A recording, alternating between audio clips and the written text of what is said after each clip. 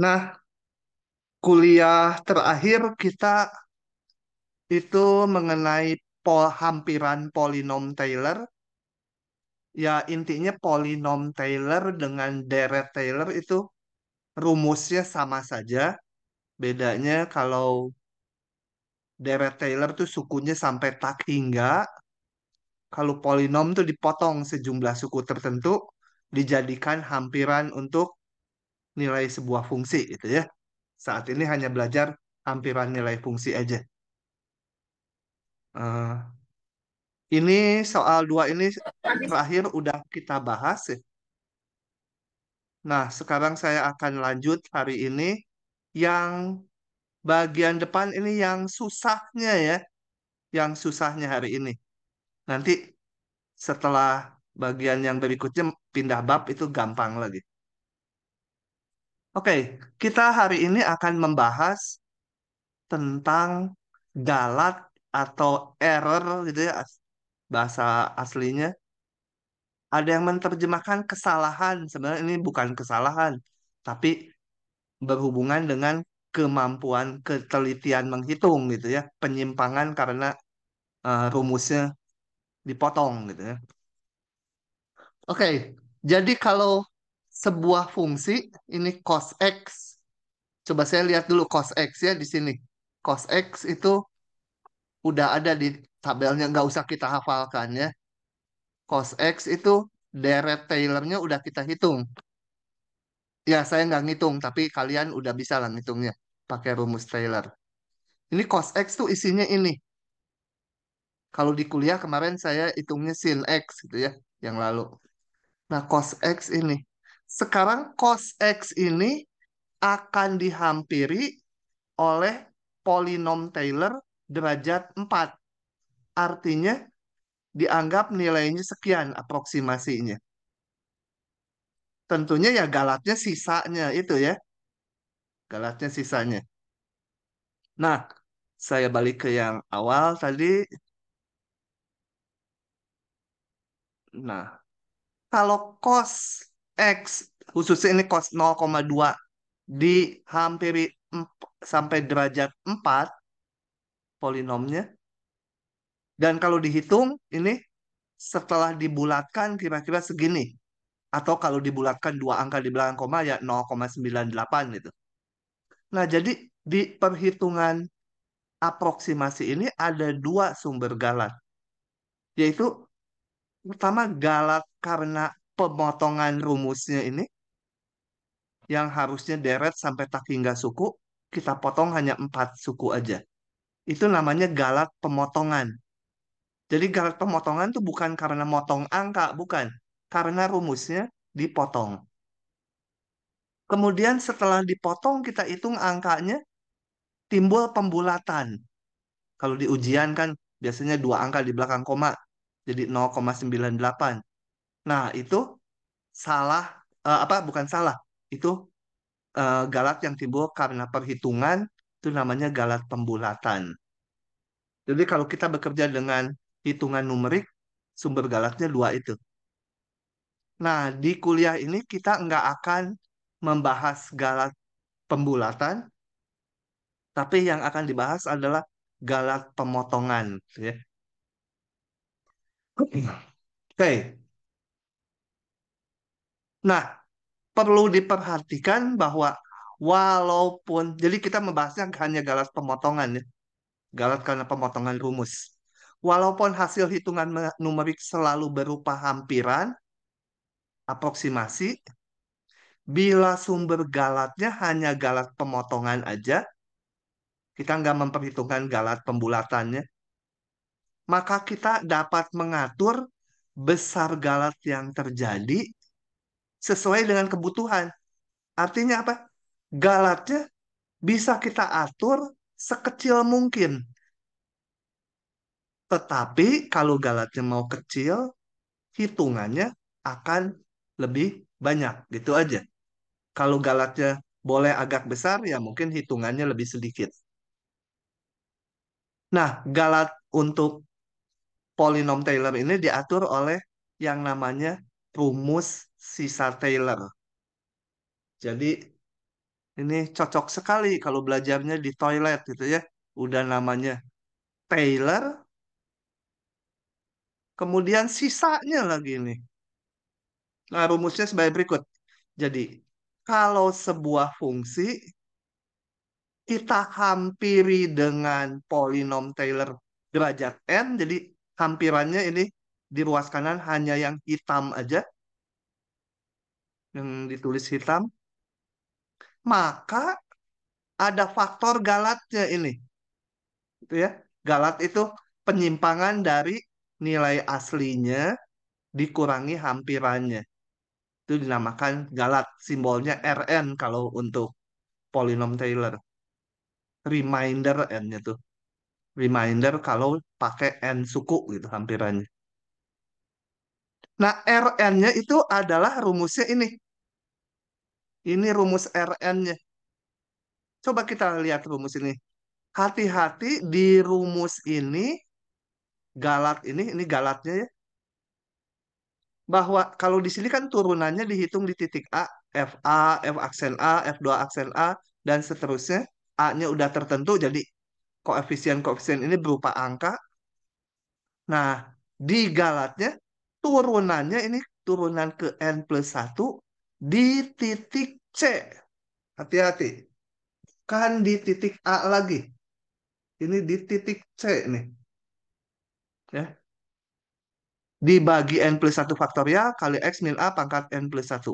Dengan C-nya di antara X dan A. Yang mana C-nya? Nah, masalahnya C-nya itu tidak pernah diketahui. Nanti bilangan di antara ini kan banyak sekali di antara dua bilangan real nih. Jangankan manusia, setan juga nggak akan tahu C-nya yang mana. Jadi gimana ngitung galatnya? Nah, galat itu tidak pernah bisa diketahui nilainya. Karena apa? Kalau N-nya tahu, turunan ke N tahu, N plus 1 faktorial bisa dihitung, X min A pangkat ini bisa dihitung nanti, karena X-nya tertentu, A-nya nanti tertentu. Tapi C-nya, nah C-nya belum tahu ada di mana, hanya tahu bahwa dia terletak di interval ini. Nah, untuk itu maka galat tidak pernah bisa dihitung, ya, kecuali untuk soal-soal yang spesial tertentu aja. Jadi R, saya tulis bentar, Rnx itu nggak pernah diketahui, tapi nilai mutlaknya selalu bisa kita ketahui batasnya. Dengan batas ini sebuah bilangan konstan, gitu ya. Jadi ilustrasinya gini, kalau saya bikin jalan panjangnya 10 km, nanti bisa tahu galatnya nggak akan lebih dari misalkan 50 meter. Nah, 50 meternya itu galatnya. Berapa persisnya galatnya nggak tahu. Tapi galatnya akan lebih kecil dari 50. Itu bisa dihitung. Namanya itu batas galat. Gitu ya. Batas galatnya bisa kita hitung. Itu yang akan kita lakukan di contoh bawahnya. Oke, kita lihat aja soalnya sekarang ya. Bagaimana menghitung batas galat kalau kita menghampiri sebuah fungsi dengan polinom Taylor.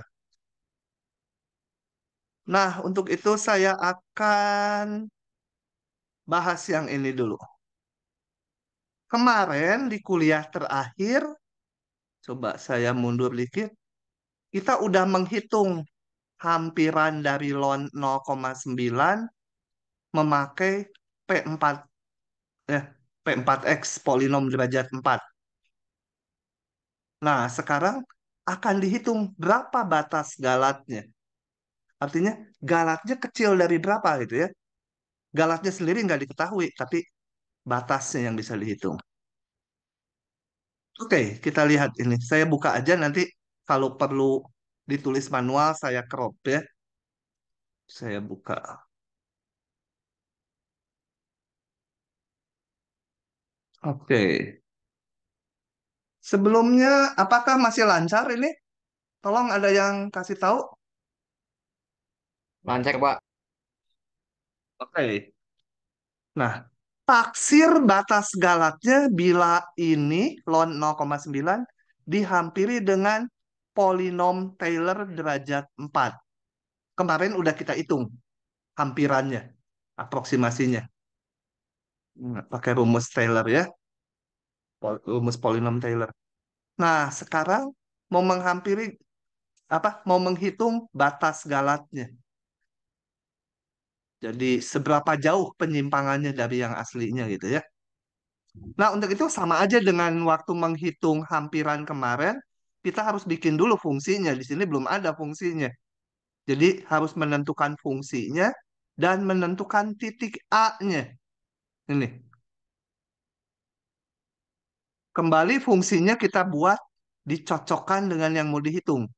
Mau menghitung ln 0,9, ya fungsinya ln X. Jangan sin X atau cos X. Nanti nggak ada hubungan dengan yang mau dihitung.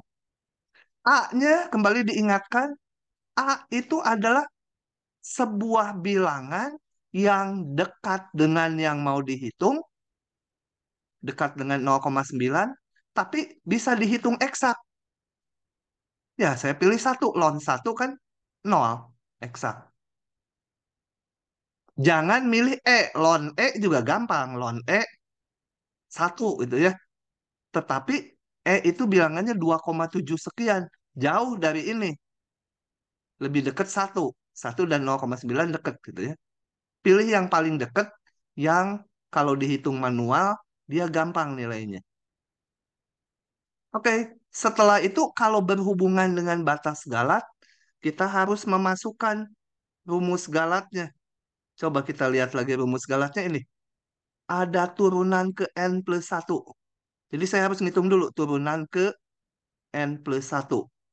Dalam hal ini, dalam soal ini, karena polinom derajat 4, n-nya 4, jadi harus ngitung turunan kelima. Ya, turunan kelima. Di titik X dulu. Oke, ini kemarin udah kita hitung sampai turunan keempat kan waktu menghitung hampirannya. Jadi sekarang percaya aja bahwa turunan kelimanya kalau dihitung adalah ini. Turunan kelima dari ln X adalah ini. Nah, setelah itu kita masukkan ke rumus galatnya. Rumus galatnya intip lagi. Turunan kelima di titik C, C-nya belum tahu, biarin aja dalam C. Dibagi N 5 faktorial, karena N-nya 4, kali X min 1. Di soal kita nanti yang ini, X, A-nya 1, pangkat 5. Nah, saya tulis. Turunan kelima di titik C, ini hati-hati, ini titik C, jangan titik A lagi.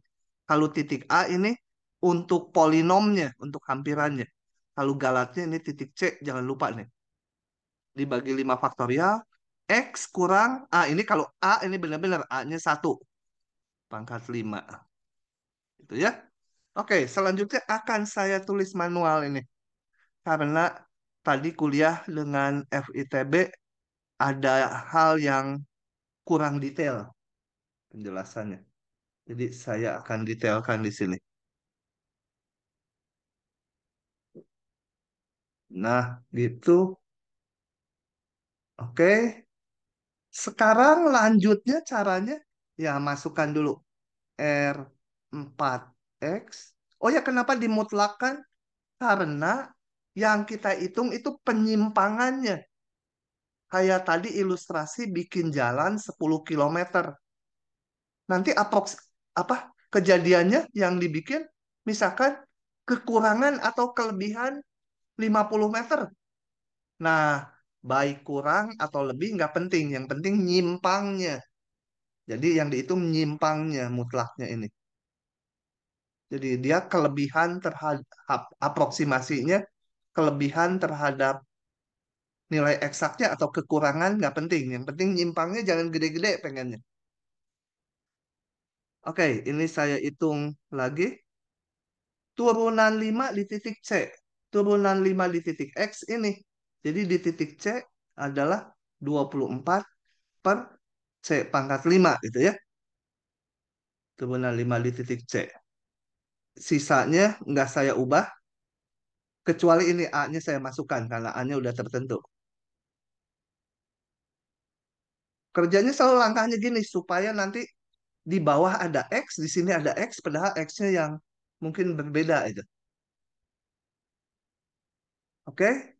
Saya lanjut ini ngitungnya. Sebentar. Saya, oh, sorry. Jangan lupa tulis dulu. C di antara X dan satu ya. A-nya satu. Nah, lanjut lagi ngitung. Selanjutnya kita hitung galat yang terjadi R4 ini saat menghitung nilai ini. Yaitu X-nya 0,9.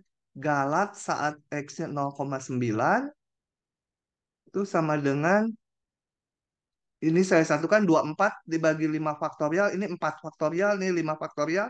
Tinggal 1/5 ya. Gitu. X-nya, ini X, ini X. Kalau di 0,9, ya 0,9 min 1 pangkat 5. Ada, ini saya taruh di belakang. Gitu. Coba nanya dulu sampai situ. Iveta, paham nggak Iveta? Ada nggak Iveta? Paham, Pak. Paham. Putri, Putri Paham, Nakaisa. Pak. Siapa yang nggak paham? Tanya Gilbert, paham nggak? Gilbert Mbak, mana Gilbert? Oh. Awan mana Awan? Si paham Awan. Pak. Oke. Nah, tujuan kita mau ngapain tadi? Mau mencari ini kecil dari berapa? Ini batas galat nih. Nah, nanti angkanya itu tiap orang ngerjain bisa beda, bisa sama ya. Nggak masalah. Yang penting logika jalannya betul. Oke, ini saya mau hitung dulu. Menjadi ini berapa ya? 0,9 min 1 jadi 0,1 pangkat 5. Jadi ke bawah menjadi pangkat 5 tuh 100.000 ya. Saya ke bawah kan karena ini 0,1 pangkat 5. Jadi 0,00001 gitu ya. Nah, ini kecil berapa? Oh ya, saya lupa lagi nulisnya di sini. Sekarang C di antara X-nya udah dimasukkan 0,9 dan 1. Nah, sebelum lanjut dulu, coba sebelum lanjut dulu. Sekarang ini supaya nanti paham ke langkah berikutnya. Kalau saya punya bilangan C di antara 2 dan 6, C kuadrat kecil dari berapa?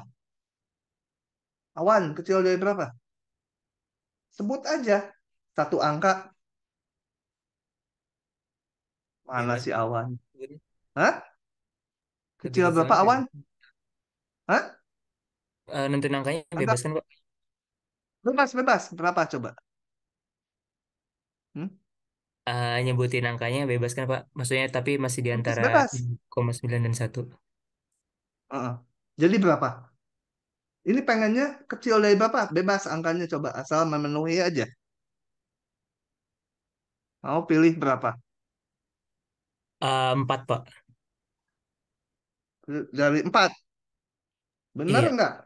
Tapi kalau 4, Hmm? Salah kalau 4. 9 berarti ya Pak? Profesor, 9. 9. hah? 9. Salah ah kalau C-nya 5. C-nya 5 di antara 2 dan 6. C kuadrat 25. Salah kalau 9.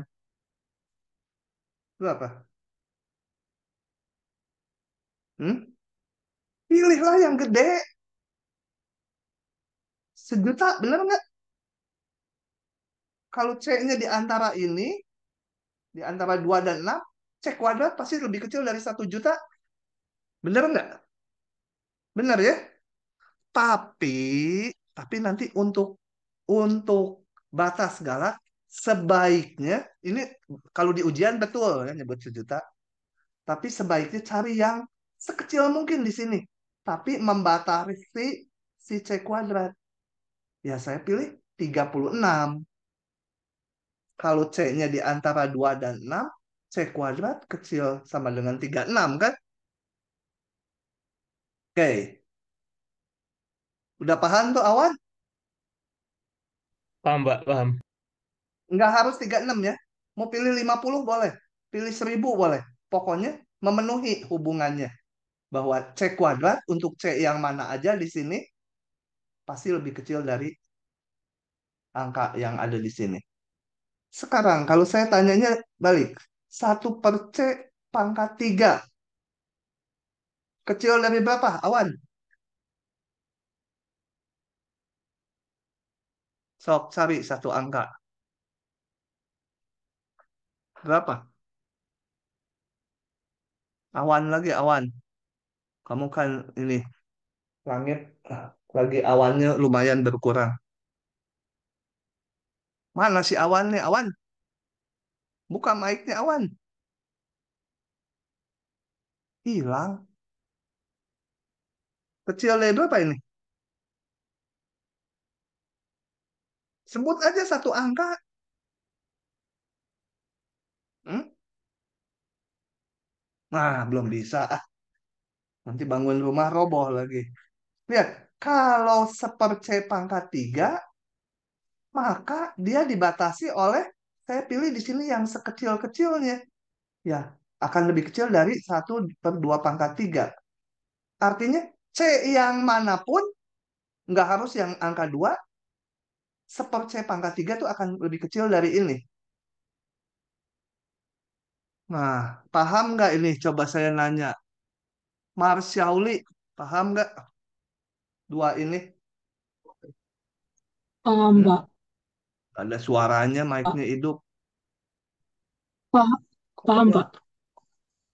Oke. Lydia, paham nggak Lydia? Lydia nih favorit saya.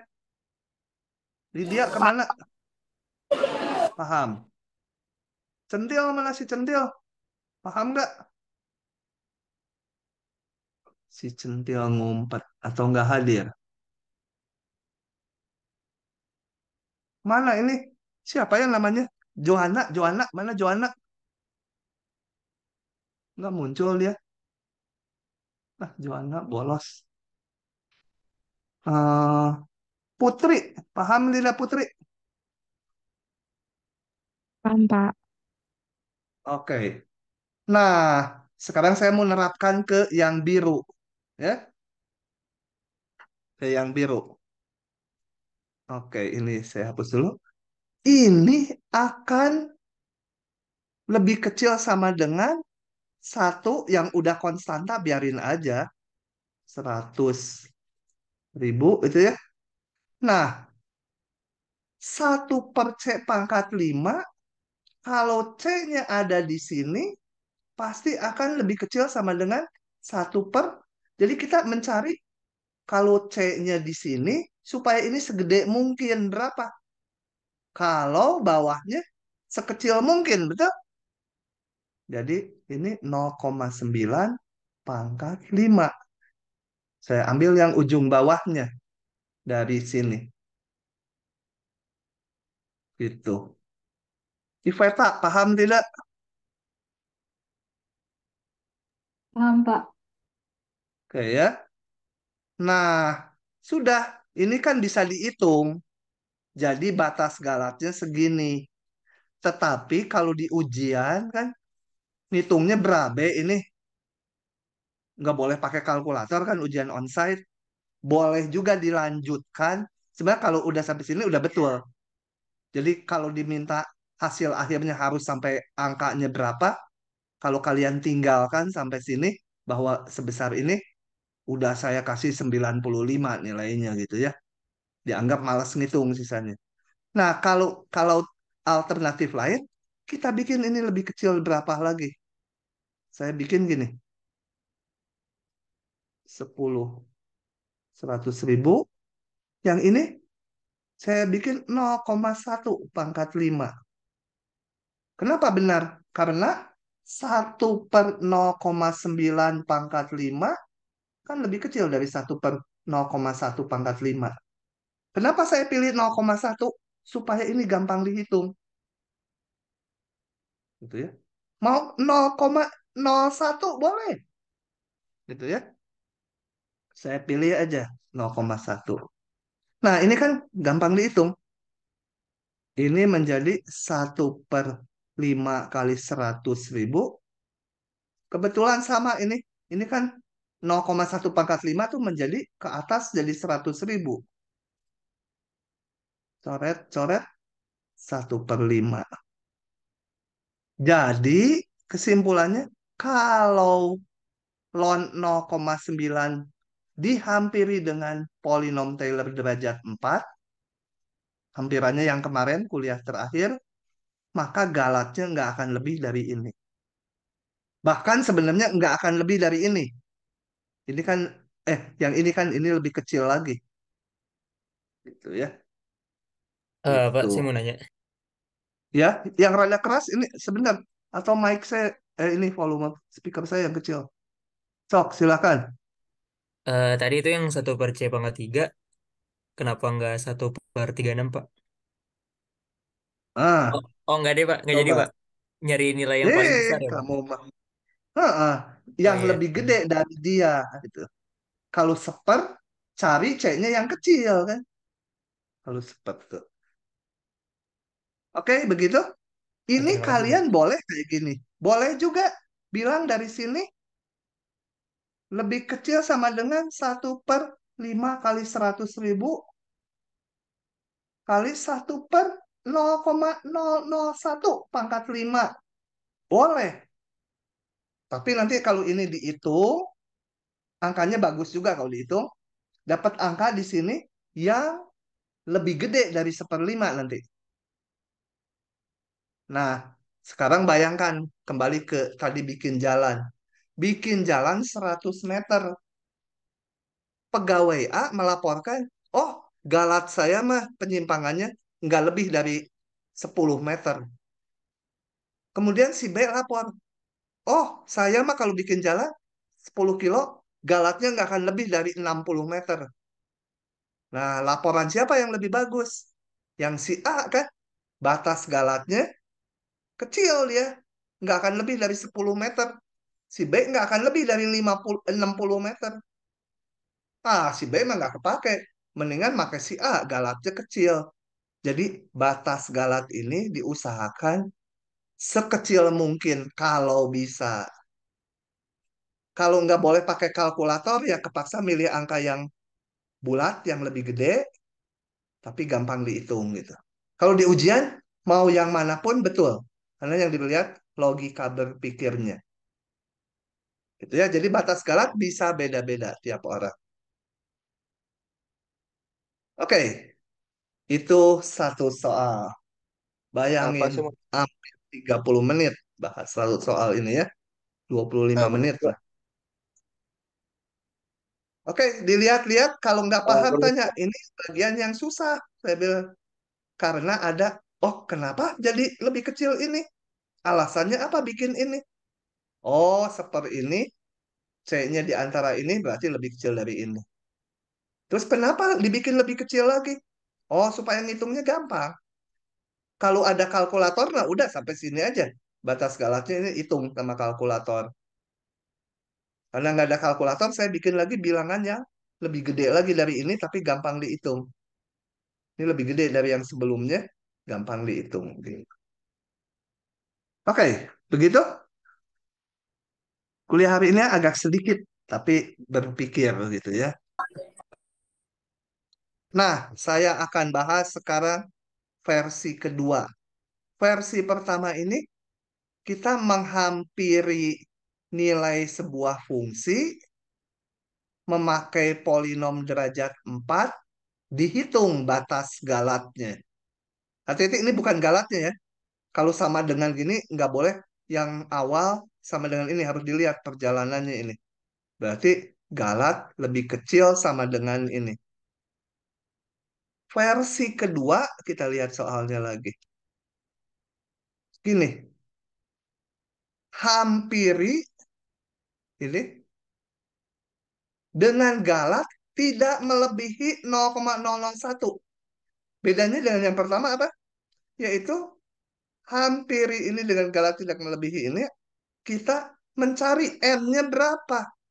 Untuk mencari hampiran E pangkat 0,8, saya harus menggunakan n-nya berapa untuk polinom Taylor-nya. Dengan galat tidak lebih dari segini. Jadi nyari n-nya dulu. Setelah dapat n-nya, baru dihitung polinom derajat n-nya. Ini versi kedua. Ini yang sebenarnya di masalah real yang muncul seperti ini. Saya mau bikin obat, pengen penyimpangannya nggak lebih dari 2% gitu. Jadi kegagalannya nggak boleh lebih dari 2%. Nah, harus gimana gitu ya. Kalau ini menghampiri fungsi, ya mencari n-nya. Oke, saya buka lagi dari sini. Kita lihat jawabannya. Jadi mencari n-nya. Kembali, kalau berhubungan dengan galat, ya harus pakai rumus galat eh, sisa Taylor ya. Kita lihat lagi rumus sisa Taylornya. Kan lupa itu. Nanti ini harus ingat nih. Ini teratur kayak suku ke n+1 di sini, tapi ininya C itu ya. Oke, turunan ke n+1 dibagi ini kali ini. Oke, soal ini kembali akan saya jawab manual aja. Karena soal 1 dan 2 itu apa? Rada susah berpikirnya. Hampiri ini. Jadi dicari n-nya berapa di sini? N-nya berapa? Kalau n-nya tahu ya udah, tinggal ngitung polinom derajat n aja. Dari e pangkat x, kemudian masukkan titiknya 0,8. Itu untuk hampirannya, gampang ya. Tapi mencari n-nya berapa itu susah. Nah, coba kita lihat. Kembali kita harus membentuk dulu fungsinya. Jadi tetapkan atau bentuk atau misalkan fx atau y boleh juga e pangkat x tentunya ya, supaya cocok dengan yang mau dihitung. Pilih a-nya berapa? Ingat, a itu bilangan yang dekat dengan ini tapi gampang dihitungnya. Berapa? Afif berapa? Coba pilih a-nya. Si Afif. Afif Iya, Sadik. Sadik. Afif Sadik. Kemana itu orangnya? hadir Kalau Pak, dipanggil, hah? Afif, hadir. berapa A-nya? Kok si Afif ngejawab tapi mic-nya nggak hidup? Hidup. Berapa Afif A-nya? Bilangan yang dekat dengan 0,8 tapi gampang dihitungnya. Ya bisa pilih angkanya berapa? Jadi masih belum paham. Lydia, pilih A-nya berapa? 1, Pak. Nah, 1. Karena E pangkat 1 gampang hitungnya kan? Tapi bagi saya susah karena saya lupa. Oh, saya sih ingat 2,71 ini. Tapi saya ngarang itu. Angka itu ngarang. Bagi saya masih susah. Saya hanya apalnya 2,71 aja. Nah, saya nggak mau milih A-nya 1. Supaya lebih gampang lagi, boleh ya milih A-nya 1 boleh. Dan sebenarnya paling dekat memang 1 itu. Nanti boleh dipakai E-nya 2,71 gitu. Tapi saya pengen lebih gampang lagi milih A-nya 0. Kalau A-nya 0, E pangkat 0 kan lebih gampang lagi. E pangkat 0, 1. Jadi mau pakai A-nya satu boleh, pakai nol juga boleh ya. Saya pakai nol supaya hitungannya gampang karena kita nggak asumsikan nggak boleh pakai kalkulator gitu ya. Oke. Nah, mau mencari N-nya, galatnya nggak lebih dari segini. Ya, kita ke rumus galat lagi. Gitu ya. Ini nanti. N-nya berapa? Belum tahu. Tulis dulu rumus galatnya adalah turunan ke N tambah satu di titik. Jangan lupa titik C dibagi N tambah satu faktorial kali X min A pangkat N plus satu. Dan yang kita hitung mutlaknya nanti. Penyimpangannya. Dengan C di antara X dan A. Oke, saya hitung dulu turunan ke N plus satunya. Turunan ke satu, pangkat X. Turunan kedua, kebetulan pangkat X terus ya. Turunan ke N tambah satu, kita perlukan itu, pangkat X. Jadi, saya dapatkan Rnx, nyari N, ingat ya, kita mau nyari N berapa? Turunan ke N plus satu di titik C menjadi pangkat C. Jangan X nulisnya. Jangan jangan pangkat X. Kita mau ngitung turunan ke N plus satu di titik C. Dibagi N plus satu faktorial kali X. A-nya kan 0. Jadi X aja. Nah, ini pengennya kecil sama dengan 0,001. Begitu. Terus N-nya. Yang ditanya kan N-nya berapa? Nggak akan bisa dihitung karena apa? Ini ada dua parameter nggak diketahui. C-nya belum tahu, N-nya mau dicari. Ya, nggak akan jalan. Jadi ini saya tunda dulu, saya hapus lagi. Tapi nanti targetnya harus kecil 001. Oh ya, jangan lupa ini nyalin dulu. C di antara X dan A-nya udah tadi, udah dimasukkan 0 ya. Begitu. Nah, langkah selanjutnya selalu tahapnya bikin RNX dulu, kemudian langkah selanjutnya kita hitung RN di titik yang mau dihitung ini 0,8. Pangkat C N plus satu faktorial 0,8 pangkat N plus satu gitu ya. Nah, kalau udah dimasukkan maka C-nya di antara X-nya udah 0,8 nih kan. Jadi antara 0,8 dan 0. Oke. Kita masih belum bisa menentukan N-nya karena ada parameter atau variabel C, ada variabel juga N. Jadi supaya ini bisa dibuat kecil ini dan N-nya ketemu, kita harus mengeliminasi dulu faktor C-nya ini. Nah, jadi harus yang dieliminasi dulu yang ada C-nya. Jangan N-nya yang dieliminasi ya. Kalau N-nya dieliminasi kan N-nya yang mau ditentukan. Kalau N-nya dihilangkan ya kita nggak dapat N-nya. Jadi yang dihilangkan C-nya. Dengan cara ini kecil dari berapa? Ini sisanya saya masih tulis aja gini. Nggak diubah yang ini juga nggak diubah. Nah, pangkat C akan kecil dari berapa? Kalau C-nya di antara ini. Hmm? Coba. Kecil dari berapa? Ada yang jawab? Yang jawab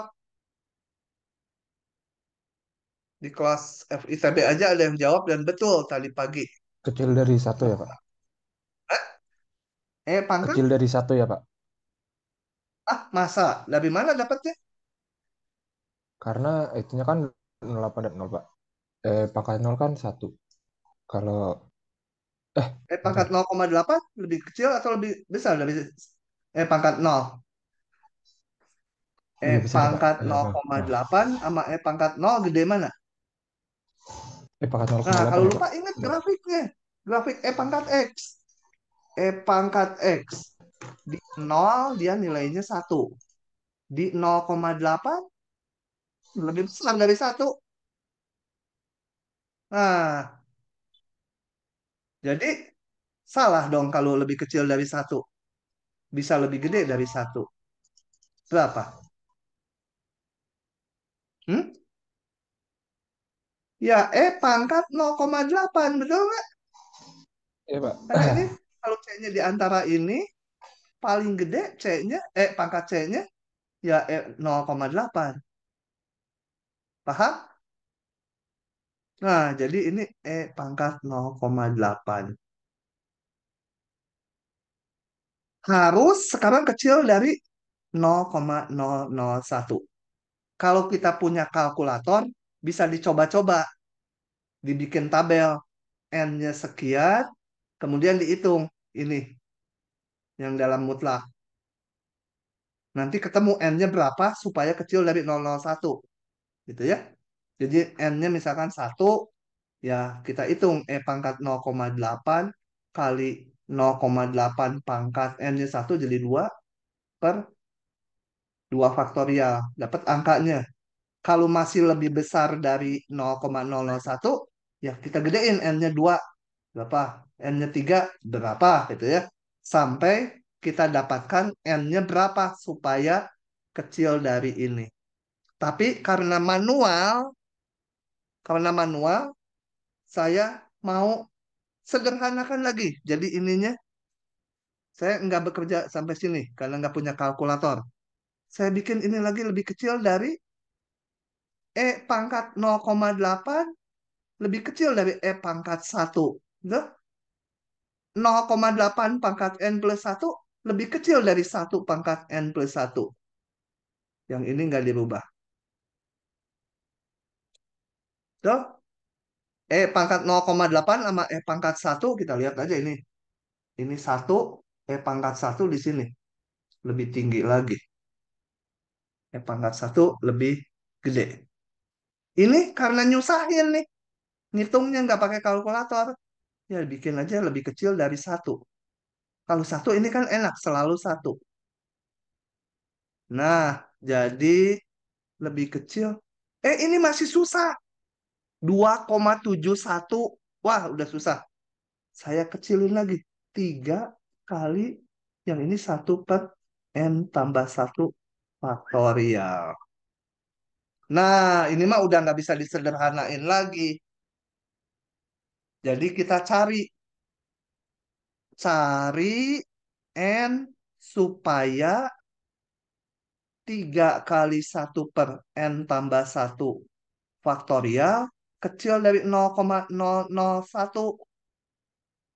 Tetap harus pakai tabel, tapi lebih gampang ya.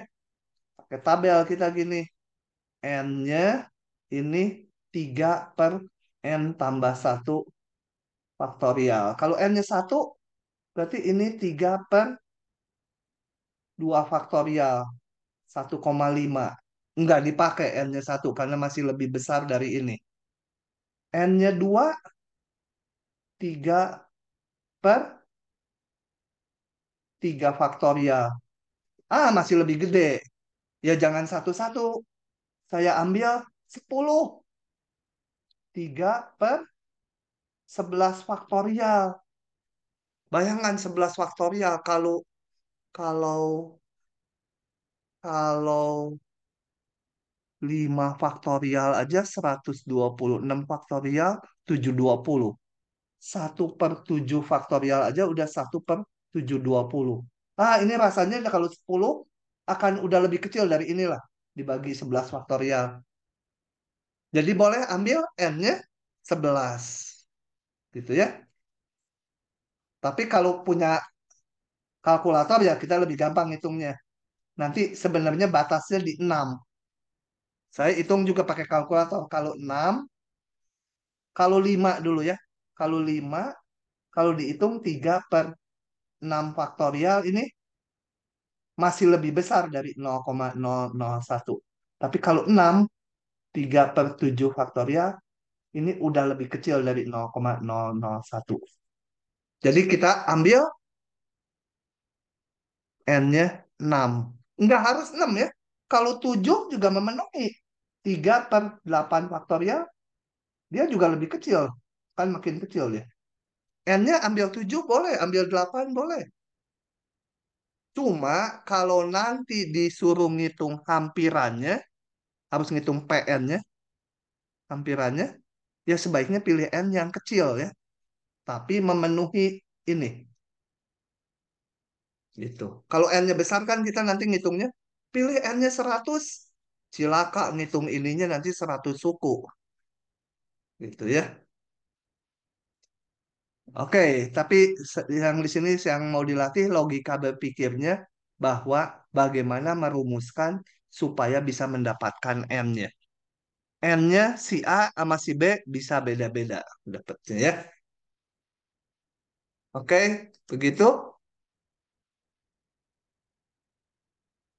Siapa yang tidak paham nanya ya.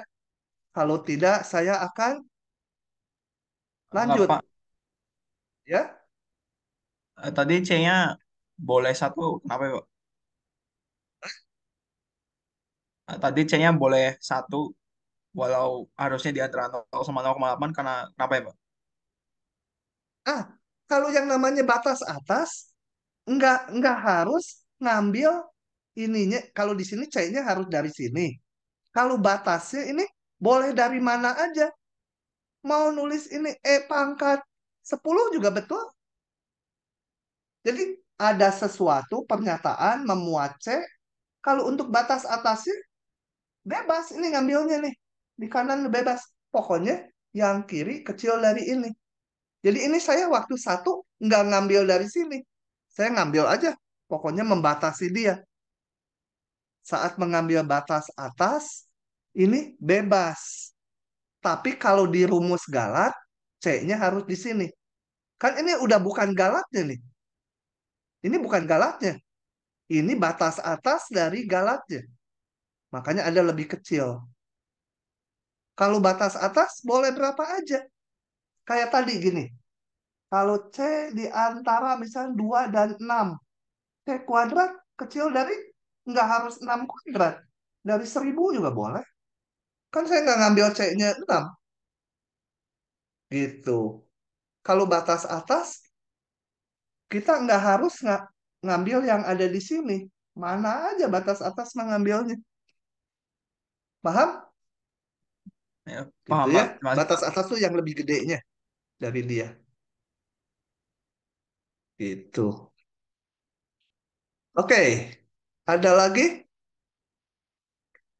Nah, kalau nggak ada, saya bahas sedikit lagi. Satu soal lagi. Nah, sehubungan pertanyaan barusan kita lihat nih. Soal yang ketiga. Nanti lebih jelas. Ini, buka aja ya. Duh, nulis dari tadi sambil batuk. Galat suatu hampiran numerik adalah ini. Galatnya ini. Ya mungkin ini galatnya entah dari mana, pokoknya dapat rumus galatnya ini. Dengan C. Taksir batas atas galat tersebut. Jadi saya akan menaksir si E ini kecil dari berapa. Ini harus jadi angka nih kanannya. Gimana naksirnya? Banyak cara. Ini ya, di sini kalau nggak salah pakai dua cara. Coba kita lihat. Cara satu, E ini saya pengen tahu kecil dari berapa. Banyak C-nya ini. Saya pisahkan dulu supaya bisa dihitung. Ini, lah, ini ke sini diapain? Oh, gini. Oh, kalau gitu saya yang ini harus ditulis lagi karena tidak jelas di situ. Punten, tulis lagi ya. Tentukan batas galat dari E. Kalau batas galat itu yang dia kecil berapa itu? E sama dengan C kuadrat min sin C per 2. Per C. Ngarang aja 2. Saya bisa tulis sebagai 1/C kali C kuadrat min sin C. Betul?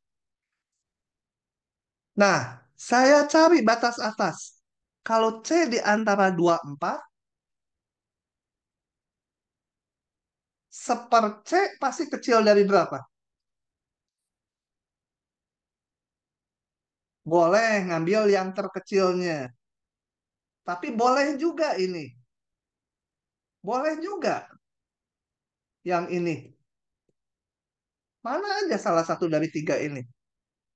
Cuma ada baiknya pilih yang ininya sekecil mungkin dan membatasi seper-C. Jadi saya pilih yang seperdua itu ya. Nah, ini kecil seperdua. Yang ini belum saya olah. Pokoknya pernyataan ini seper-C-nya nggak akan lebih dari setengah. Yang ini belum saya olah. Pokoknya seper-C kali sesuatu akan lebih kecil dari, sorry, seperdua kali sesuatu. Sesuatunya masih sama. Belum saya olah. Jadi kalau batas atas gitu nggak harus dimasukkan C barengan. Yang penting tiap suku benar gitu lebih kecilnya. Sekarang yang ini saya tulis gini. Oh, pakai ketaksamaan segitiga ini. Kalau A tambah B lebih kecil dari mutlak A ditambah mutlak B. Ini akan saya terapkan di sini. Lebih kecil lagi setengah kali mutlak C kuadrat ditambah mutlak min sin C. Gitu ya. Mutlak A tambah mutlak A tambah B lebih kecil sama dengan mutlak A ditambah mutlak B. Ini kita lihat C kuadrat. C-nya ada di 24. Berarti C kuadrat akan lebih kecil dari 20. Betul? Benar. Sok aja ambil C-nya yang manapun kecil dari 20 C kuadratnya. Tapi jangan gede-gede. Kan kita bisa tahu bahwa dia nggak akan lebih dari 16. Ya pakai aja 16. Sin-nya gimana? Sin paling gede 1. Nah, dapatlah ini 16 tambah 17 per 2, 8,5. Begitu ya. Inilah batas atasnya. Cara satu. Oke. Cara kedua. Bisa juga saya menguraikannya gini. Balik lagi.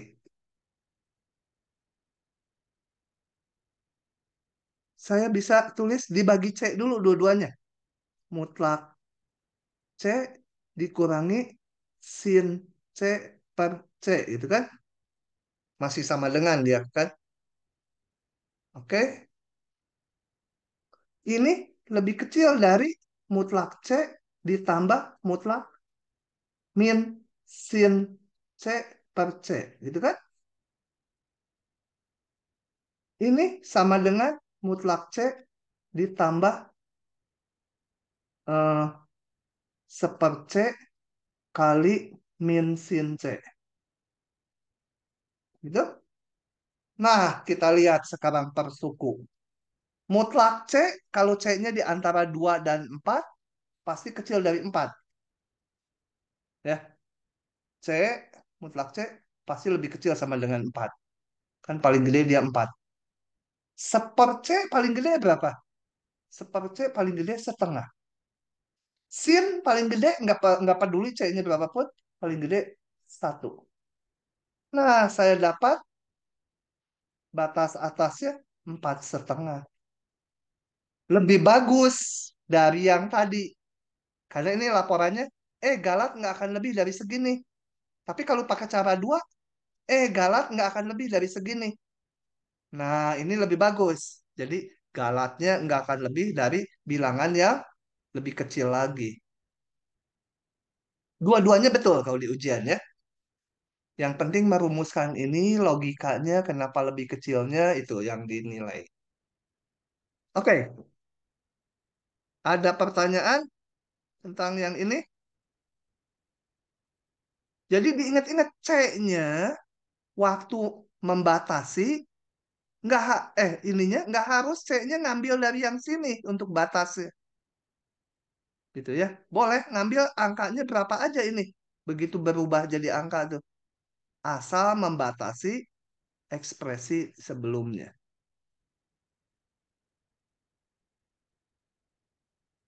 Nah, kalau nggak ada pertanyaan, kita cukup bahagia karena ini adalah bahan terakhir di deret yang bikin kepala kita peng-pengan gini. Oke, jadi kita istirahat dulu 3 menit ya. Saya pause dulu rekamannya. Nah, kita masuk ke bab baru ya, mengenai nanti yang namanya persamaan parameter. Sebelumnya kita akan lihat dulu yang persamaan baku, parabola, hiperbola, lingkaran, dan elips. Sebagian udah kalian kenal, tapi akan direview sebentar di sini. Nah, coba kita lihat. Ini ada kerucut, gitu ya. Ada sebuah kerucut dipotong oleh bidang datar yang hijau. Kita lihat potongannya bisa berupa dua kurva kayak gini. Nah, kalau potongannya dua kurva gini, nanti kurvanya namanya hiperbola. Persamaannya nanti kita lihat sebentar lagi. Tapi bisa juga dia memotongnya hanya satu kurva ini. Nah, motong di sini. Ini potongannya kurva ini nih. Tek, gitu ya ke sana. Kalau cuma satu berupa kurva melengkung, itu potongannya namanya parabola. Kemudian bisa juga potongannya gini. Nah, seperti itu potongannya di sini. Dia potongannya berupa elips. Atau kalau mendatar gitu, ya nggak kelihatan ini. Coba saya buka yang satunya lagi. Kalau yang satunya lagi saya lihat dari atas. Yang ini kayaknya lebih bagus animasinya. Potongan satunya lagi, ini tadi parabola, ini hiperbola, ada dua potongannya. Ini elips, kemudian kalau mendatar jadi lingkaran, ya kemudian jadi elips lagi, parabola lagi, hiperbola lagi. Oke, jadi intinya gini, kalau sebuah kerucutnya atas bawah, dipotong bidang, kemungkinannya terjadi seperti ini. Kalau pas potongannya di lehernya ini di tengah-tengah, ya hanya satu titik. Kalau pas kayak gini menyinggung satu garis. Bisa juga sepasang garis. Bisa tadi elips atau lingkaran atau parabola atau kalau dua bagian gini melengkung ini dan ini itu namanya hiperbola. Nah, rumus garis, elip, lingkaran, parabola, hiperbola itu kemudian dirumuskan persamaannya. Tapi kita nggak akan menurunkan rumusannya. Nanti di diktatnya ini nggak usah dipelajari ya. Mengenai konsentrik apa segala udah nggak usah. Kita belajar aja sekarang bagaimana menggambar, harus bisa menggambar garis lurus. Udah nggak diulang itu gampang ya. Parabola, hiperbola, elips itu harus bisa gambarnya. Kan saya jelaskan. Parabola kalian udah kenal ini ya. Bentuknya seperti ini persamaan kuadrat. Nah, saya hanya review sedikit di sini agak dikecilkan. Parabola itu membuka ke atas, cekung ke atas kalau A-nya besar nol. Cekung ke bawah kalau A-nya kecil nol.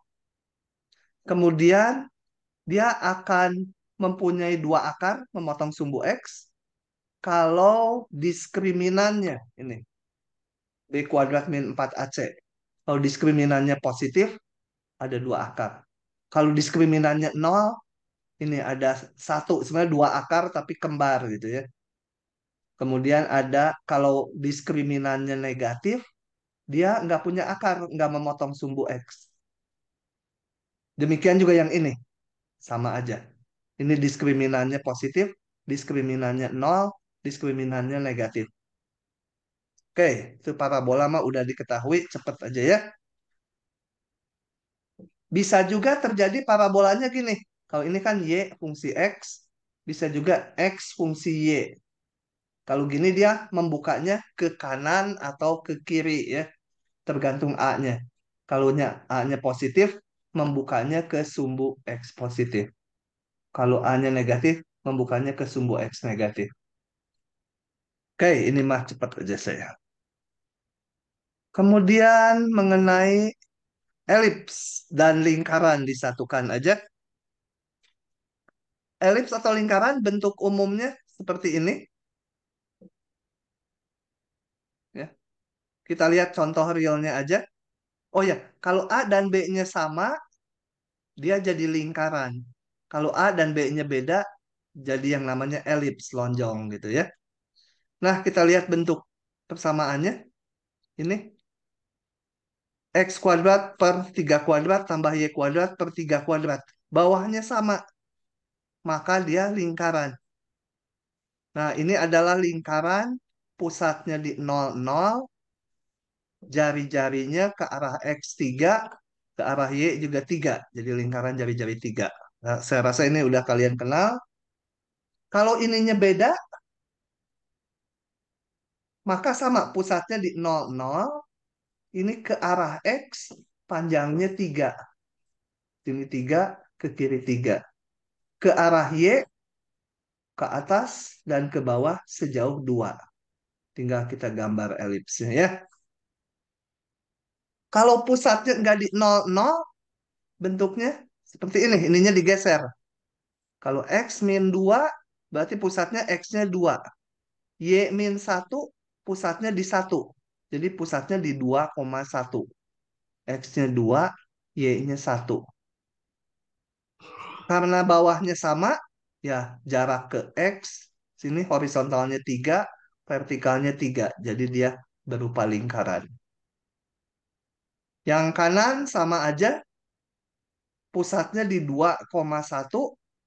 Nah, tapi ini ke arah X, panjangnya 3, ke arah Y, tegak 2. Jadi lonjong bentuknya elips. Oke, saya bahas satu contoh aja ini karena mudah. Harusnya udah dikuasai dari sejak SMA. Kalau saya kecepatan bisa dilihat lagi nanti slide-nya ya.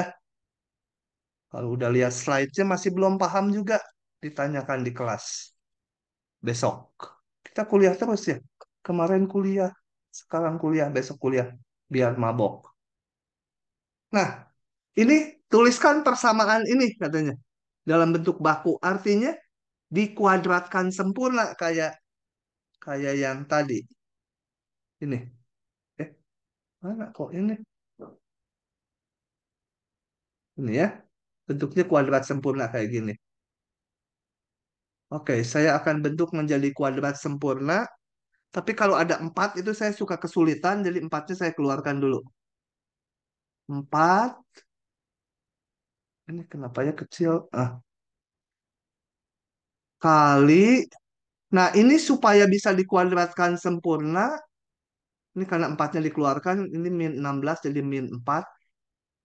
Supaya bisa dikuadratkan sempurna, saya tambah 4 ya. Nanti angkanya disocokkan konstantanya. Ditambah yang Y. Y kuadrat ditambah 2Y. Supaya bisa dikuadratkan sempurna, saya tambah 1. Nah, ini harus kita lihat sekarang konstantanya. Asalnya 1. Padahal ini ada 4 kali 4, 16. Tambah 1, 17. Supaya jadi 1, nggak merubah soal, harus dikurangi 16 ya. Jadi yang bawah, yang biru, akan sama dengan ruas kiri yang atas. Sama dengan 0 gitu. Setelah itu, saya bikin kuadrat sempurnanya. X min 2 kuadrat ditambah Y plus 1 kuadrat. 16-nya saya bawa ke belakang. Supaya jadi bentuk standar, saya buka ini. X min 2 kuadrat. Ini nanti harus ruas kanannya 1. Berarti dibagi 16, 4-nya dikebawahkan. 1/4. Ini Y tambah 1 kuadrat ya sama-sama dibagi 16 ya. Begitu.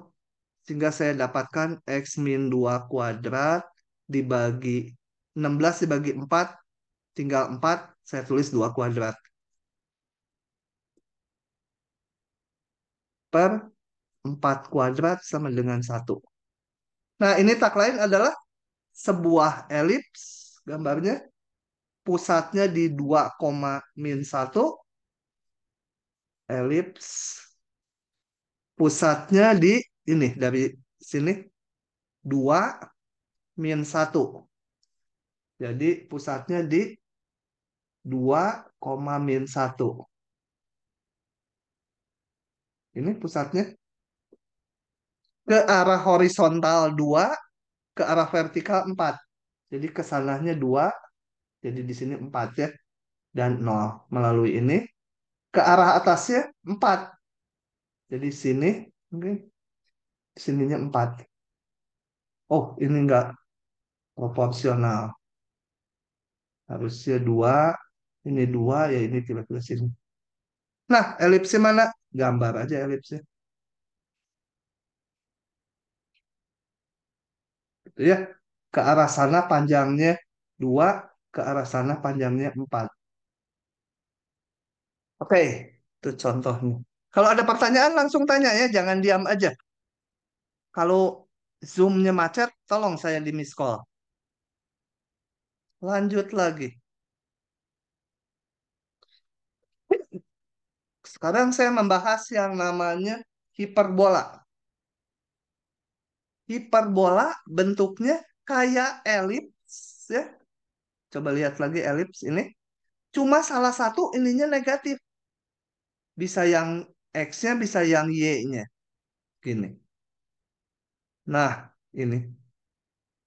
Ini negatif atau yang ini yang negatif.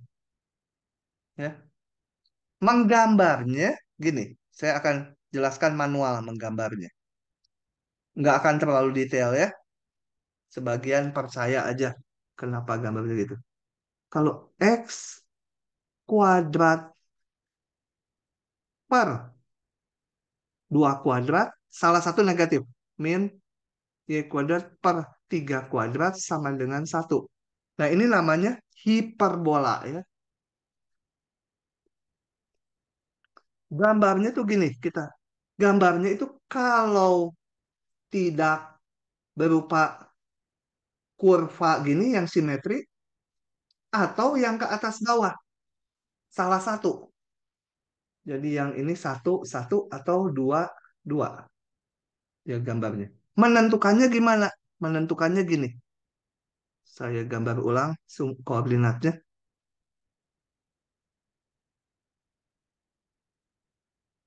Lihat, di sini yang nggak boleh nol berapa? Yang mana? Kalau X-nya nol. Kalau X-nya nol berarti ini habis ya. X-nya nol. Nggak mungkin. Karena ini kuadrat-kuadrat. Nggak mungkin sama dengan satu. Ruas kiri selalu negatif. Nggak mungkin jadi satu. Jadi X-nya nggak boleh nol. Yang boleh nol berarti yang Y-nya. Y-nya boleh nol ini. Kalau X-nya nggak boleh nol, Y-nya nol berapa X-nya? Kalau ini nol, ini nggak ada. X-nya berarti 2 kan? Atau min 2. Jadi dia melalui titik 2,0 dan min 2,0.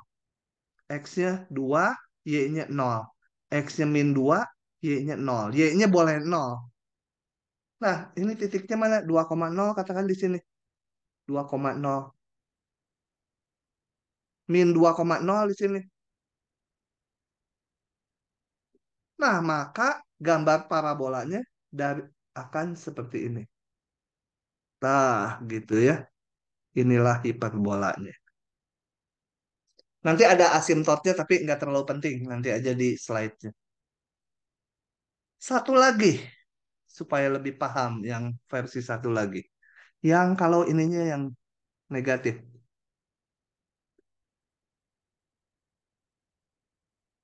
Gitu. Kita lihat mana yang nggak boleh nol. Yang nggak boleh nol adalah kalau Y-nya nol, Y-nya nol ini jadi nggak ada. Kalau nol, nggak mungkin. Ruas kiri pasti negatif. Nggak mungkin jadi satu. Jadi yang boleh nol adalah X-nya. Jadi kalau X-nya nol, Y-nya berapa? X-nya nol ini nggak ada. Jadi Y-nya 3. Atau boleh juga X-nya nol, Y-nya min 3. Jadi parabolanya melalui titik 0,3 dan 0, min 3. 0,3 ini katakan 0, min 3 ini maka parabolanya adalah membuka seperti itu. Gitu ya. Oke, itu menggambar hiperbola. Nah, lanjut lagi. Ini jadi kenapa yang ini buka ke atas, ke bawah, ini kiri kanan dilihat yang nggak boleh nol mana itu ya. Kemudian hiperbola bedanya dengan parabola apa? Kalau hiperbola itu punya asimtot garis. Tergantung garisnya bisa garis miring, bisa garis datar, tergantung hiperbolanya ya. Kan ini bisa dirotasi. Tapi dia punya asimtot. Artinya apa? Yaitu ada sepasang garis mendatar di mana oleh kurva hiperbola ini kalau diteruskan ke kanan terus nggak akan dipotong. Dia ada terus di atas garis merah. Cuma makin lama makin dekat ke sini juga, ke sini juga, ke sini juga. Demikian juga yang ini. Nah, persamaan garis asimptotnya adalah mana ya? Ini asimptotnya tuh selalu bentuknya ini. Sepasang garis ya. Y sama dengan B per A, Y sama dengan min B per A. Kalau parabola, nggak ada asimptotnya. Jadi kalau dibuat garis gitu, suatu saat akan ditabrak sama dia. Bikin garis lagi yang lebih lebih landai lagi. Sini. Suatu saat akan ditabrak lagi sama dia. Kalau hiperbola, nggak. Dia nggak akan melewati garis asimptotnya. Nah, kemudian bayangkan. Kalau hiperbola ini saya putar berlawanan jarum jam ya. 45 derajat. Ini yang biru ini diputar 45 derajat ke sana. Gambarnya menjadi ini ya. Ya, diputar 45 derajat menjadi ini. Oke, menjadi ini.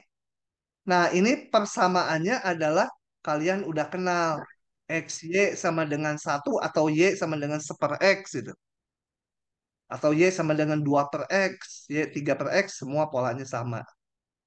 Yang ini juga kalau diputar 45 derajat menjadi seperti ini.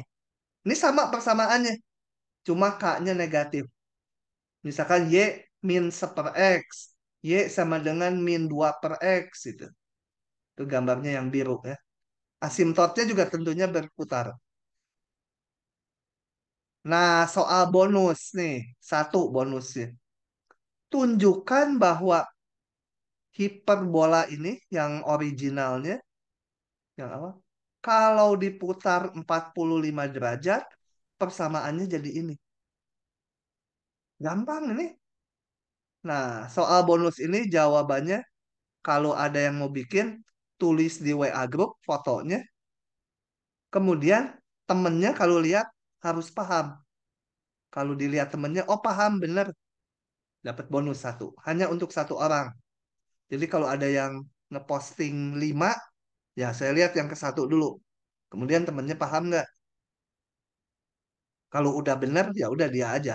Yang kedua udah nggak dilihat. Kalau salah, saya lihat yang kedua. Gitu ya. Ini gampang. Dari sini ke sini, X, Y yang ada di sini dikalikan matriks rotasi. Di SMA harusnya udah matriks rotasi. Kalikan matriks rotasi dengan sudut 45 derajat. Pi per 4. Maka nanti muncul persamaan ini. Kayak gitu ya. Oke, itu hiperbola. Nah, sekarang saya lanjut. Nanti gambar elips, parabola, hiperbola itu akan dipakai untuk persamaan parameter ini. Jadi sekarang saya akan masuk ke pasal yang namanya persamaan parameter kurva di bidang. Aduh, agak cepet deh. Coba perhatikan gini. Ada sebuah partikel bergerak di bidang. Nanti di setelah vektor kita akan lihatnya bergerak di ruang, sama aja konsepnya. Cuma nambah satu komponen aja sumbunya. Yang kiri partikelnya bergerak sepanjang kurva yang merah. Nah, kurva yang merah ini saya bisa nyatakan Y sebagai fungsi X. Ya, bayangkan ini ada kutu gitu ya, atau lalat, dia gerak gitu di sini. Saya bisa nyatakan posisinya sebagai Y fungsi X. Kenapa? Karena setiap X ini kalau kita tarik vertikal kan, motong grafik cuma sekali. Tapi kalau si lalat tadi bergeraknya seperti ini, ke sini, eh, ke sini, balik lagi, ke sini, maka ini nggak bisa dinyatakan Y fungsi X. Kenapa? Karena ini satu X yang di sini, Y-nya ada 3. Nggak bisa Y fungsi X. Tapi kan eh realnya terjadi itu kan. Gerak tuh bisa macam-macam. Bisa dari sini, muter, balik lagi, muter lagi, ke sana. Nah, akibatnya nggak bisa dinyatakan Y fungsi X. Untuk itu, bagaimana memformulasikannya di matematik? Maka dibuatlah yang namanya persamaan parameter. Apa itu? Kita lihat gini. Saya langsung lihat ke sini. Kita akan nyatakan posisi X dan Y dua-duanya sebagai fungsi dari T. Ya. X fungsi T, Y fungsi T. Nanti dengan cara ini, mau yang kiri, mau yang kanan, selalu bisa. Gitu ya. Jadi X fungsi T, Y fungsi T. Di gambar ini sendiri, mana T-nya? T-nya nggak akan terlihat.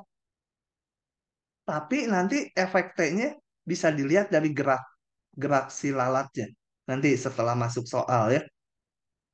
Nah, jadi X dinyatakan fungsi T, Y fungsi T. T-nya bergerak sepanjang A sampai B. Kemudian yang digambar bukan X fungsi T dan Y fungsi T, tapi yang digambar adalah pasangan X, Y-nya untuk berbagai nilai T. Jadi digambar nanti yang kelihatannya hanya X dan Y aja. Pasangan X, Y. Kayak ini.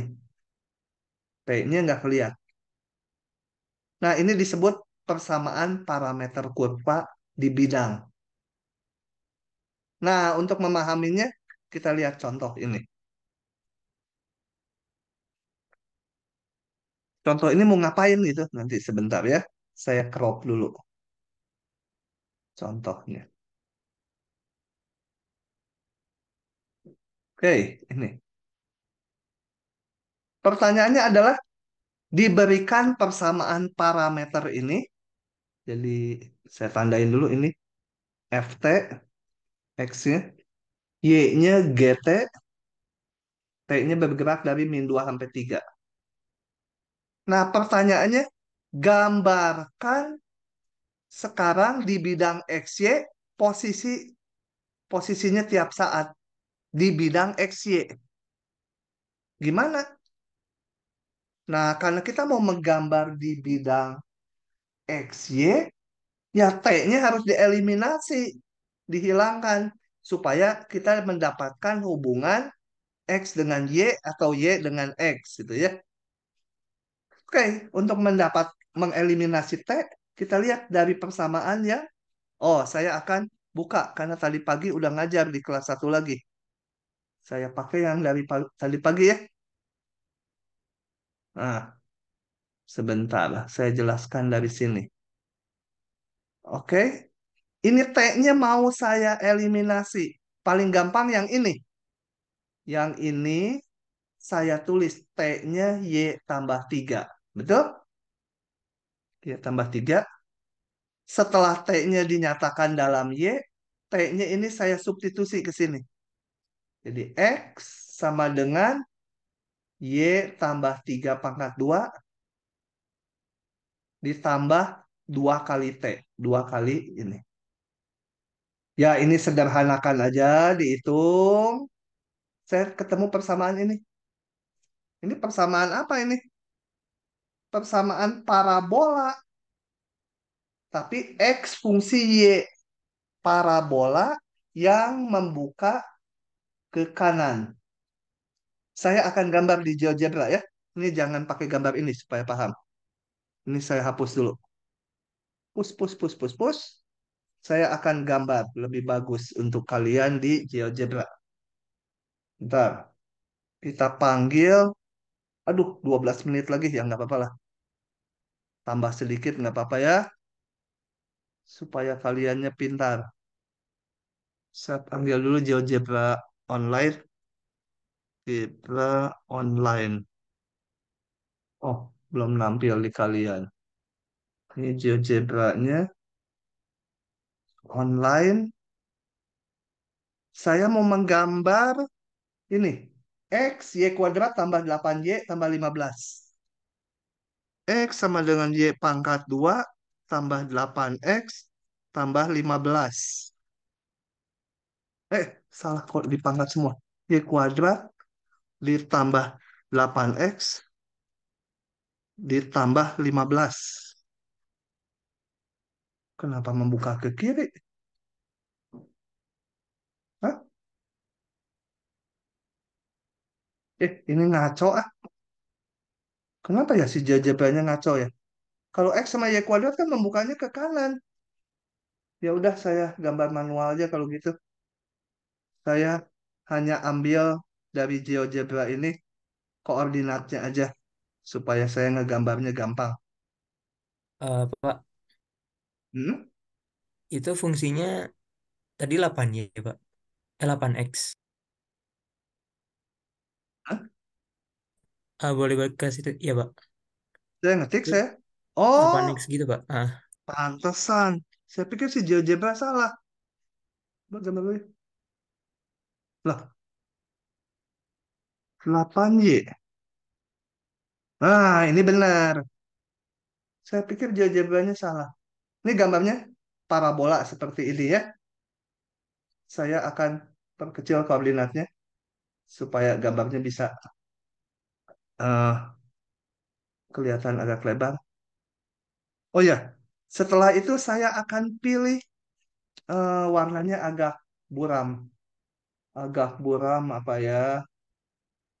Ini aja lah. Buram gitu ya. Kenapa senang yang buram? Nah, karena ada alasannya. Oke, ini saya klik, saya tap lockkan di sini. Nah, jadi gambar dari ini adalah gambar dari X sama dengan Y kuadrat ditambah 8Y ditambah 15. Coba, kalau saya pengen tahu ini titik potongnya sama puncaknya, saya faktorkan. Jadi ini memotongnya di Y sama dengan min 3 sama Y sama dengan min 5. Jadi ini titik Y-nya min 3 itu. Min 3. Ini Y-nya min 5. Puncaknya pasti di antaranya. Berarti waktu Y-nya 4. Sorry, Y-nya min 4. Y-nya min 4 saya masukkan ke sini. Min 4 kuadrat tambah 8 kali min 4 tambah 15. Kalau dihitung dapatnya min 1. Puncaknya saya kasih warna merah ini. Di titik berapa itu? Min 4, eh, sorry, Y-nya yang min 4. Min 1, X-nya, Y-nya min 4. Oke, parabolanya seperti ini. Nah, setelah itu harus diperhatikan T-nya hanya berjalan di sini. Jadi, sekarang kalau saya masukkan T paling kecil, T-nya min 2. Min 2 masukkan ke sini. T-nya min 2, hitung. Min 2 kuadrat tambah 2 kali min 2. Hasilnya 0 ya. Jadi, waktu T-nya min 2, X-nya 0, Y-nya saya hitung di sini. Min 2, min 3. Jadi min 5. Jadi waktu T-nya paling kecil, min 2, titiknya 0, min 5. Mana? Saya kasih warna hijau ya. Ini, titik ini yang hijau ini. Nah, ini titik ini. Itu waktu T-nya min 2. Waktu T-nya 3, saya hitung lagi ke sini. 3 kuadrat tambah 2 kali 3. Jadi hasilnya 15. Ini. Waktu T-nya 3, ini saya masukkan Y-nya 0. Berarti titiknya 15,0. Mana 15,0? Ini saya kasih hijau lagi. Ah, jangan hijau lah. Kurang kontras, coklat aja. Coklat, ini coklat. Nah, jadi persamaan parameter ini gambarnya hanya yang ini aja. Nah, hanya yang coklat aja. Dan dia bergerak panahnya ke sana. Artinya waktu T-nya paling kecil di sini, T-nya paling gede di sini. Makanya tadi saya kasih warna abu-abu muda karena gambar yang finalnya yang memenuhi persamaan semula hanya yang coklat. Gitu ya. Oke, kalau ada yang nggak paham tanya, tanya, tanya. Oke, saya lanjut ke yang kedua, contoh dua.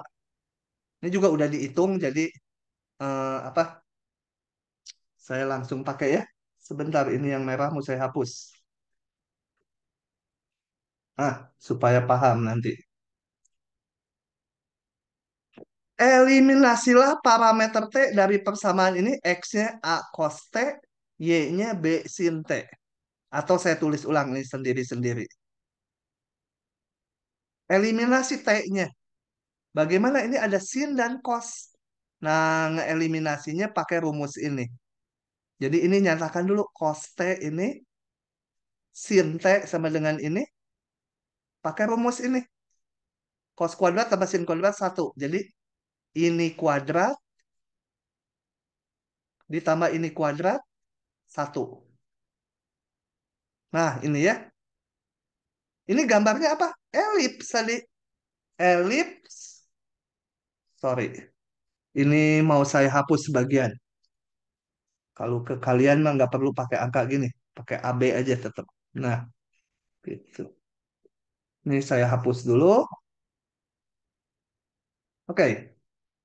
Berarti gambarnya elips. Pusatnya di 00. Pusatnya di 00. Saya warnain hitam pusatnya. Kok nggak bisa? Nah, ini pusatnya ke horizontal sejauh A. Jadi ke sana sejauh A, ke atas sejauh B ya. Oke, setelah itu harus diamati T-nya. Kalau T-nya 0, T-nya 0, coba saya tulis. T-nya 0, X-nya menjadi A cos 0. Cos 0 1, jadi A. Y-nya B sin 0. Sin 0, 0. Jadi waktu T0, posisi si partikel di posisi A, 0 ini. Yang ini nih saya tunjuk. Ya. Ini harusnya A bukan 2 ya. Saya karena menggambarnya mengambil A-nya 2, B-nya 3 gitu di GeoGebra ini. Tapi kalau secara umum ya ini A. Nah, ini posisi awal di A,0. Ini yang ujung ini. Waktu T-nya sama dengan terakhir berapa? Pi. T-nya sama dengan pi. X-nya mana? A cos pi. Cos pi itu min 1. Jadi dia min A. Minus A. Y-nya sama dengan B sin pi. Sin pi itu 0. Ini. Jadi posisi akhir di berapa? Min A, 0. Mana titiknya? Yaitu min A, 0. Titik yang ini. Awalnya di sini, akhirnya di sini. Kemudian gerak partikel apakah ke atas sini atau ke bawah sini? Perlu ditentukan. Karena simetri kita nggak tahu kan? Jadi ini kurvanya gimana? Dari awal sini bergerak ke atas atau ke bawah mencapai sini. Nah, untuk mengetahui arahnya, ambil aja T-nya gedein sedikit dari 0. Tadi kalau 0 dia di sini posisinya. Sekarang saya gedein 1/1000 T-nya. Maka X-nya sama dengan A cos A dan B-nya ini dianggap positif ya. 1/1000. Y sama dengan B sin 1/1000. A dan B-nya positif. Cos 1/1000 ini kan sudutnya kecil sekali dekat 0. Cos nilainya positif. A-nya positif. Jadi positif ini. Sin 1/1000 ini juga di kuadran 1 sudutnya. B-nya positif. Ini besar 0. Artinya apa? Kalau T-nya 0 tadi di sini, kalau T-nya dinaikkan sedikit, partikel itu posisi X-nya harus positif, Y-nya positif. Kalau X-nya positif berarti harus di kanan, Y-nya positif harus di atas sumbu X. Berarti geraknya haruslah ke sana, gitu ya. Jadi gambarnya yang betul mana? Gambar finalnya hanya yang ini, yang saya gambar merah. Gitu ya. Kalau di ujian ini diburam dulu, baru hasilnya aja. Akhirnya yang ini, panahnya ke sana. Jadi orang tahu awalnya di sini, ujungnya di sini. Nah, itu kalau ada pertanyaan silahkan. Ini bahan kita terakhir hari ini. Jadi di persamaan parameter tuh harus bisa mengeliminasi T-nya, menggambar kurvanya, menentukan kurva itu bagian mana yang sesuai dengan T yang diberikan. Gitu. Awan, paham tidak Awan? Aman, Mbak. Oke, kalau tidak ada pertanyaan, saya akan hentikan dulu rekamannya.